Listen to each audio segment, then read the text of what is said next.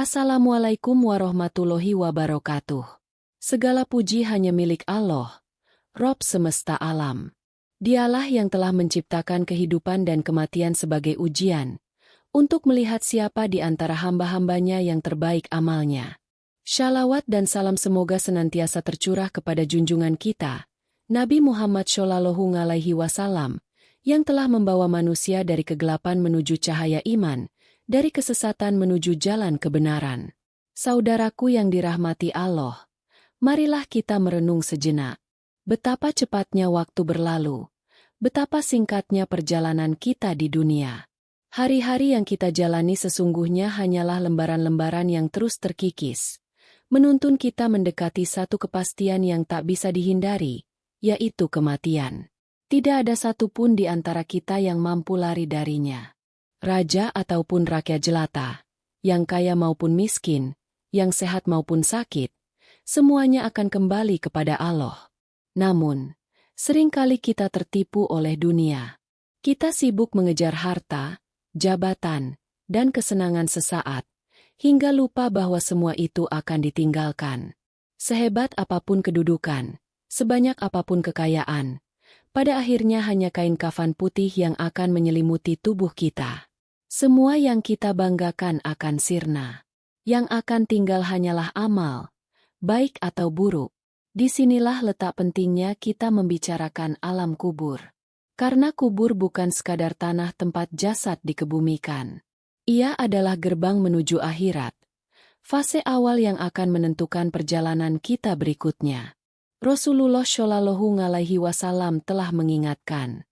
Kubur itu adalah awal dari perjalanan akhirat. Jika seseorang selamat darinya, maka setelahnya lebih mudah. Tetapi jika ia tidak selamat, maka setelahnya akan lebih berat. Hadis riwayat Tirmidzi. Perkataan Nabi ini jelas menunjukkan bahwa kubur bukan hal sepele. Kubur bukan akhir dari segalanya, melainkan awal dari sesuatu yang jauh lebih panjang, kehidupan abadi di akhirat. Itulah sebabnya, para ulama mengatakan bahwa orang yang bijak adalah orang yang banyak mengingat kematian, karena dengan begitu ia akan lebih berhati-hati dalam menjalani hidup di dunia. Maka, wahai saudara-saudaraku, marilah kita gunakan sisa umur ini untuk mempersiapkan diri. Jangan sampai kita termasuk orang yang menyesal ketika ajal menjemput. Allah berfirman dalam Al-Quran, hingga apabila datang kematian kepada salah seorang di antara mereka, ia berkata, "Ya Tuhanku, kembalikanlah aku ke dunia, agar aku bisa beramal syalih yang dulu aku tinggalkan." Sekali-kali tidak. Itu hanyalah perkataan yang diucapkannya saja. Dan di hadapan mereka ada barzah sampai hari mereka dibangkitkan. Quran Surat Al-Mu'minun ayat 99-100. Ayat ini menggambarkan betapa manusia akan menyesal saat ajal datang. Namun penyesalan itu terlambat, karena tidak ada kesempatan kembali. Inilah peringatan abadi yang harus kita renungkan. Setelah kita memahami bahwa kematian adalah kepastian yang tak bisa ditunda, kini tibalah kita untuk merenungkan fase berikutnya, yaitu alam kubur. Banyak manusia mengira bahwa setelah jasad dimakamkan, segalanya berakhir. Padahal justru disitulah perjalanan baru dimulai. Rasulullah Shallallahu Alaihi Wasallam dengan tegas menyampaikan, kubur itu adalah awal perjalanan akhirat. Jika seseorang selamat darinya, maka setelahnya akan lebih mudah. Tetapi jika ia tidak selamat, maka setelahnya akan lebih berat. Hadis ini memberikan gambaran jelas bahwa kubur adalah pintu pertama menuju kehidupan akhirat. Kubur adalah ruang ujian yang akan menjadi cermin dari amal manusia. Alam kubur memiliki dua wajah.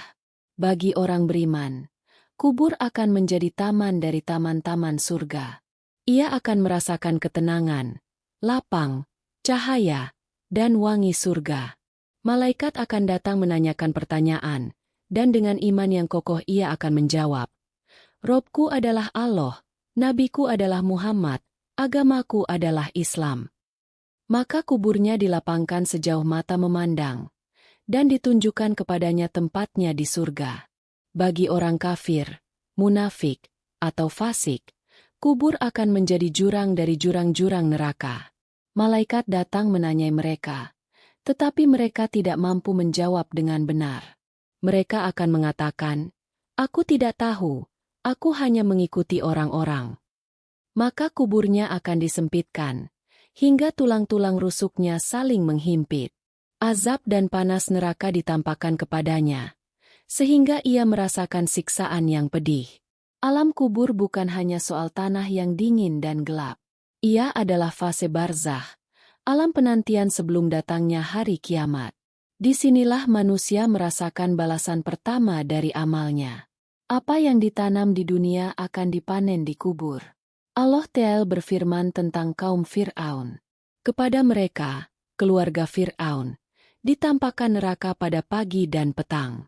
Dan pada hari kiamat akan dikatakan, masukkanlah keluarga Fir'aun ke dalam azab yang paling keras. Quran Surat Ghafir ayat 46. Ayat ini menjadi bukti bahwa azab kubur itu nyata. Bahkan sebelum hari kiamat tiba, mereka sudah ditampakkan siksa neraka di alam barzah. Bayangkan, saudaraku, setelah jasad dikebumikan, orang-orang pulang, tangisan keluarga mereda, maka tinggallah seseorang sendirian di alam kubur. Semua yang dulu ia banggakan lenyap. Yang tersisa hanyalah amal perbuatan. Jika amal baiknya banyak, maka ia akan merasakan kedamaian. Namun jika amal buruknya lebih berat, maka azab menantinya. Inilah sebabnya Rasulullah selalu berdoa agar umatnya dijauhkan dari azab kubur. Dalam setiap solat, beliau mengajarkan doa. Allahumma inni a'udzubika min adzabil qabr, wa min adzabi jahannam, wa min fitnatil mahya wal mamat, wa min syarri fitnatil masy'ad dajjal. Jika Nabi sendiri memohon perlindungan dari azab kubur, betapa lebih butuhnya kita untuk berdoa demikian. Karena kita penuh dosa, penuh kelalaian, sering lalai dari kewajiban, dan sering terjerumus ke dalam maksiat. Maka, jangan sampai kita tertipu oleh indahnya dunia. Ingatlah selalu bahwa kubur adalah pintu menuju akhirat, dan ia bisa menjadi taman surga yang indah, atau jurang neraka yang penuh azab. Pilihan itu ada pada diri kita. Tergantung bagaimana kita mempersiapkan amal hari ini. Saudaraku yang dirahmati Allah, setelah kita memahami bahwa kubur adalah pintu awal menuju akhirat, kini kita harus meyakini bahwa azab kubur benar-benar nyata. Ia bukan sekadar cerita, bukan dongeng, bukan mitos, melainkan sebuah kebenaran yang dijelaskan dalam Al-Quran dan hadis Nabi. Allah Ta'ala berfirman mengenai kaum Fir'aun. Kepada mereka ditampakkan neraka pada pagi dan petang. Dan pada hari kiamat, dikatakan kepada malaikat masukkanlah keluarga Fir'aun ke dalam azab yang paling keras. Quran Surat Ghafir ayat 46. Perhatikan ayat ini. Allah menegaskan bahwa sebelum hari kiamat, mereka sudah diperlihatkan neraka pada pagi dan petang. Inilah yang disebut dengan azab kubur atau azab barzah. Jadi, orang yang meninggal dalam keadaan kafir, munafik, atau penuh dosa, akan langsung merasakan siksaan sejak di alam kubur, bahkan sebelum datang hari kiamat. Rasulullah Shallallahu Alaihi Wasallam pun menegaskan hal ini. Beliau sering berlindung dari azab kubur dalam doanya. Bahkan, dalam sebuah hadis syahih riwayat Muslim, Aisyah radhiyallahu anha berkata, "Aku pernah bertanya kepada Rasulullah tentang azab kubur, lalu beliau menjawab, 'Ya, azab kubur itu benar adanya.'" Bahkan Nabi Shallallahu Alaihi Wasallam pernah melewati 2 kuburan, lalu beliau bersabda, "Sesungguhnya 2 orang ini sedang disiksa di dalam kuburnya. Mereka tidak disiksa karena perkara besar menurut anggapan manusia. Yang satu disiksa karena tidak menjaga diri dari air kencing, sedangkan yang satu lagi disiksa karena suka mengadu domba." Hadis riwayat Bukhari Muslim. Hadis ini menunjukkan betapa azab kubur tidak hanya menimpa orang kafir, tetapi juga bisa menimpa orang Islam yang lalai, karena dosa-dosa yang dianggap kecil tetapi sebenarnya berat di sisi Allah. Tidak menjaga kebersihan saat berwudu dan buang air, serta kebiasaan mengadu domba, ternyata bisa menjadi penyebab siksa kubur. Bayangkan, saudaraku, ketika tubuh sudah terbujur kaku, jasad sudah dikuburkan, orang-orang pergi meninggalkan kita, maka datanglah dua malaikat, Munkar dan Nakir. Mereka akan menanyakan 3 pertanyaan mendasar. Siapa Rob Emu? Apa agamamu? Siapa nabimu? Orang beriman akan menjawab dengan lancar karena hatinya teguh. Tetapi orang yang penuh dosa, imannya rapuh, atau orang kafir, akan kebingungan. Ia hanya berkata, "Aku tidak tahu." Lalu malaikat akan memukulnya dengan palu besi besar. Teriakannya terdengar oleh semua makhluk kecuali jin dan manusia. Apakah kita masih mengira bahwa azab kubur hanyalah isapan jempol? Tidak. Wahai saudaraku, azab kubur adalah peringatan abadi. Jika kita lalai, maka kita akan menyesal. Jika kita bersiap, maka insya Allah kita akan selamat. Oleh karena itu, jangan pernah remehkan doa perlindungan dari azab kubur. Nabi sendiri selalu berdoa, Allahumma inni a'udzubika min adzabil qabr, wa min adzabi jahannam, wa min fitnatil mahya wal mamat, wa min syarri fitnatil masy'id dajjal. Mari kita biasakan membaca doa ini setelah tasyahud akhir sebelum salam, agar Allah melindungi kita dari pedihnya azab kubur. Saudaraku, setelah kita yakin bahwa azab kubur itu benar, marilah kita menyelami bagaimana Rasulullah Shallallahu Alaihi Wasallam menggambarkan kondisi orang yang disiksa di dalam kubur. Gambaran ini bukan sekadar menakut-nakuti, tetapi peringatan agar kita berhati-hati dan memperbanyak amal syalih. Rasulullah bersabda, "Sesungguhnya apabila seorang hamba yang kafir atau munafik dikuburkan, maka datanglah 2 malaikat kepadanya. Mereka mendudukannya lalu bertanya, 'Siapa Rob Emu?' Ia menjawab, 'Aku tidak tahu.' Malaikat bertanya lagi, 'Apa agamamu?' Ia menjawab, 'Aku tidak tahu.' Malaikat bertanya lagi, 'Siapa nabimu?' Ia menjawab, 'Aku tidak tahu.' Maka malaikat memukulnya dengan palu besar dari besi, sehingga ia menjerit dengan suara keras yang didengar oleh seluruh makhluk kecuali manusia dan jin. Hadis riwayat Bukhari Muslim. Inilah permulaan siksaan kubur. Ia dihimpit tanah hingga tulang rusuk saling menghimpit. Api neraka diperlihatkan kepadanya pagi dan petang. Ia merasakan panas, gelap, sempit, dan kesakitan yang tiada henti. Tidak hanya itu. Dalam riwayat lain, disebutkan bahwa dalam kubur, orang yang berdosa akan disiksa dengan berbagai bentuk. Ular besar yang menggigit tubuhnya. Kalajengking hitam dengan sengatan berapi yang membakar daging. Dinding kubur menyempit hingga membuat tubuhnya hancur. Lubang neraka dibuka sehingga panas dan api menjilat tubuhnya. Naudzubillah min dzalik. Pernah suatu ketika Rasulullah Shallallahu Alaihi Wasallam melewati 2 kuburan. Beliau mendengar suara penghuninya yang sedang disiksa. Lalu beliau mengambil pelepah kurma, memotongnya menjadi 2, dan menancapkannya di atas masing-masing kuburan itu. Beliau bersabda, "Semoga pelepah ini meringankan siksa mereka selama belum kering." Hadis riwayat Bukhari Muslim. Hadis ini menunjukkan bahwa siksa kubur bisa dirasakan, nyata, dan berat. Sampai-sampai Nabi yang penuh kasih sayang berusaha memberi syafaat agar mereka diringankan meski sedikit. Saudaraku, bayangkan, di dunia, ketika kita sakit gigi saja, kita merintih kesakitan. Ketika tersengat api kecil, kita berteriak kepanasan. Bagaimana mungkin kita mampu menahan siksaan kubur yang jauh lebih pedih? Siksaan yang datang terus-menerus, tanpa henti, tanpa istirahat.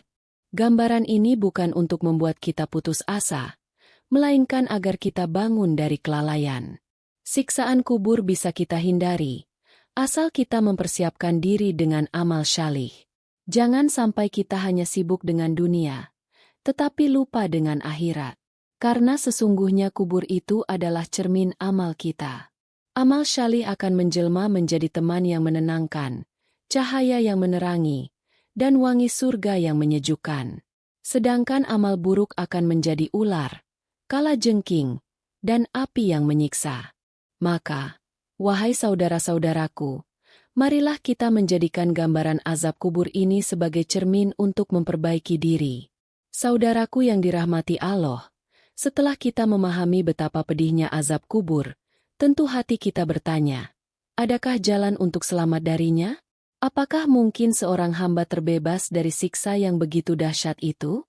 Jawabannya adalah mungkin dan sangat mungkin. Asalkan kita menempuh jalan yang telah diajarkan oleh Allah dan Rasul-Nya. Rasulullah Shallallahu Alaihi Wasallam sangat mengkhawatirkan keadaan umatnya di alam kubur. Beliau mengingatkan, memohonkan perlindungan, bahkan memberikan petunjuk agar kita semua bisa selamat. Maka, mari kita perhatikan beberapa amal yang dapat menyelamatkan kita dari azab kubur.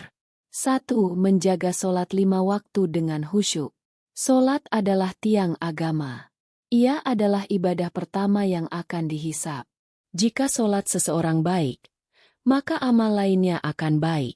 Jika syalatnya rusak, maka amal lain ikut rusak.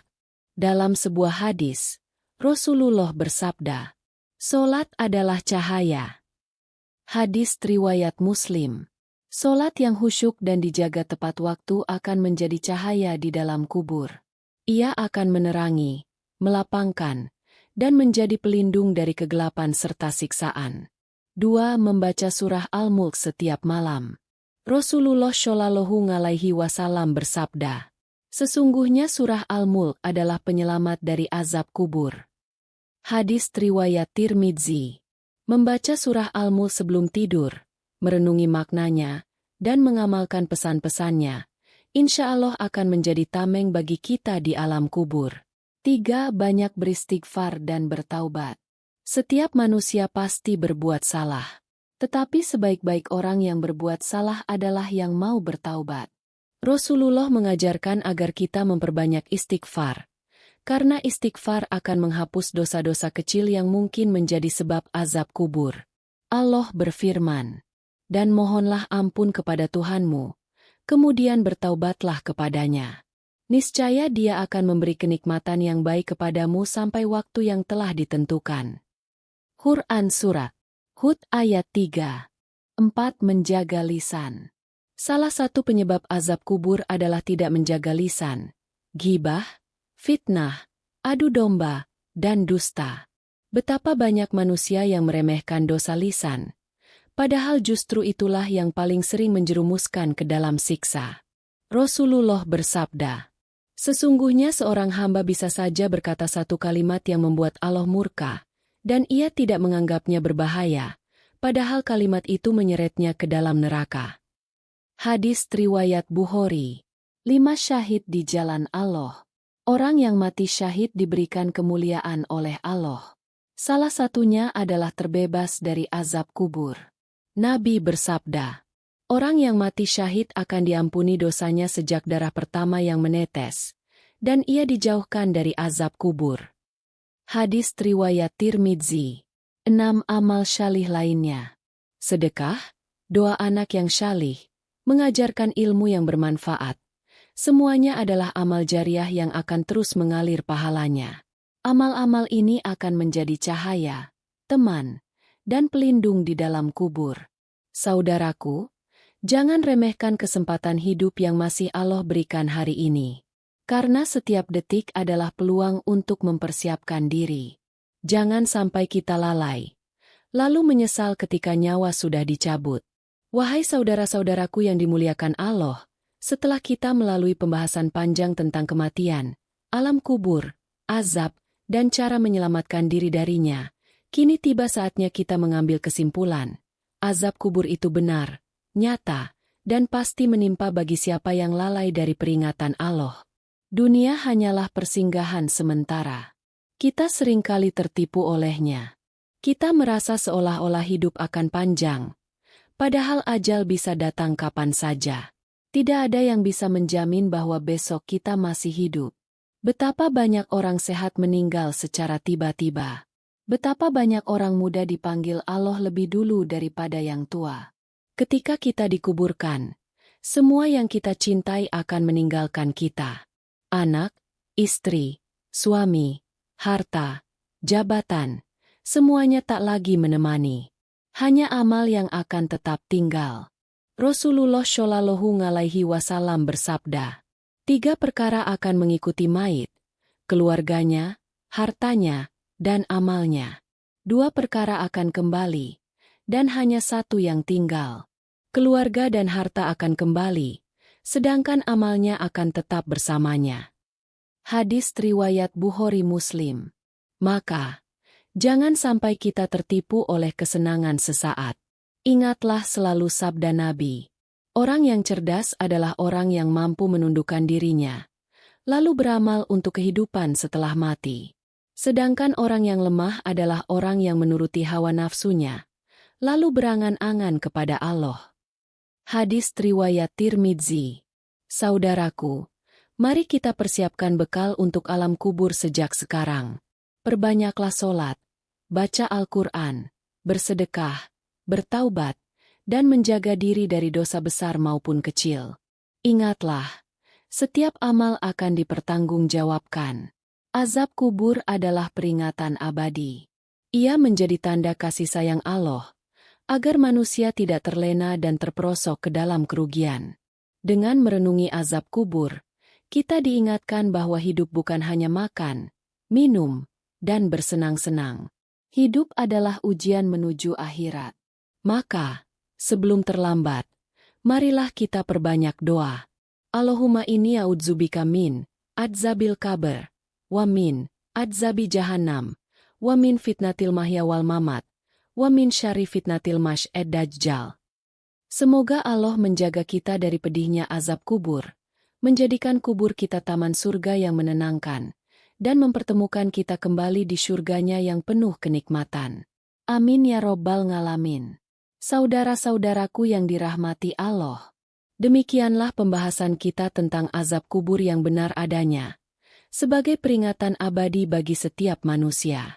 Semoga kita semua mengambil pelajaran, memperbaiki diri, dan senantiasa memohon perlindungan kepada Allah Subhanahu wa Ta'ala agar dijauhkan dari siksa kubur dan dimasukkan ke dalam rahmat-Nya. Ingatlah, hidup ini hanya sementara. Kubur adalah gerbang menuju akhirat. Siapkan bekal terbaik kita dengan iman, amal syalih, dan taubat sebelum ajal menjemput.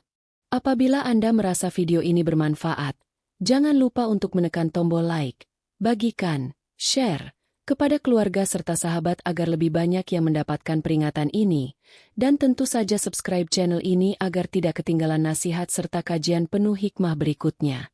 Semoga Allah melindungi kita semua, menerangi kubur kita dengan cahaya iman, dan mempertemukan kita kembali di surganya yang penuh kenikmatan. Wassalamualaikum warahmatullahi wabarakatuh.